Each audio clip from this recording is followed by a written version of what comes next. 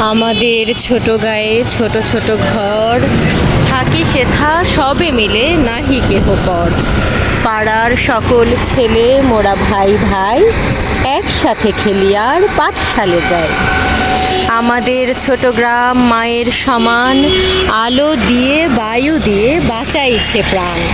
মাঠ ভরা ধান তার, জল ভরা দিঘি, চাঁদের কিরণ লেগে করে ঝিকিমিকি। আম গাছ জাম গাছ বাঁশঝাড় যেন মিলেমিশে আছে ওরা আত্মীয় হেন।